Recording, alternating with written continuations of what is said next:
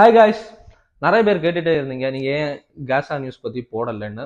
காசா Israel news பத்தி போடணும்னா நம்ம எதுவுமே பயாஸ்டா பேச முடியாது. பிகாஸ் ரெண்டு சைடில் உள்ள தரப்பு உண்மைகளையும் பார்க்கணும். பட் இந்த இஸ்ரேல் பண்றது ரொம்ப ஒரு குரூவலான திங் இந்த வேர்ல்டுன்னு சொல்லலாம். பிகாஸ் ஹமாஸுங்கிற ஒரு அமைப்பு மேல உள்ள கோவத்தை பாவப்பட்ட குழந்தைகள், பாவப்பட்ட பெண்கள், பாவப்பட்ட பாட்டிகள் அப்படி நிறைய பேர் மேல காட்டி 35,000 பேர் பாலஸ்டீன்ல காசாங்கிற இடத்துல 35,000 பேர் இதுவரையும் கொண்டு இருக்காங்க.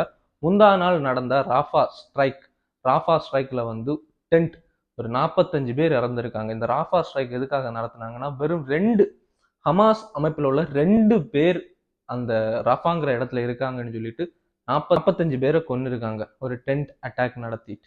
இதுல எத்தனை பேரோட அம்மா அப்பா இழந்திருப்பாங்க, எத்தனை பேர் குழந்தைகள் இழந்திருப்பாங்க, எத்தனை பேரோட வாழ்வாதாரமே கேள்விக்குறியா இருக்கும். இது இப்போ நடந்தது இல்லைங்க, ஒரு வருஷமாட்டு இருக்க இடம் இல்லாம, ஃபுட் இல்லாம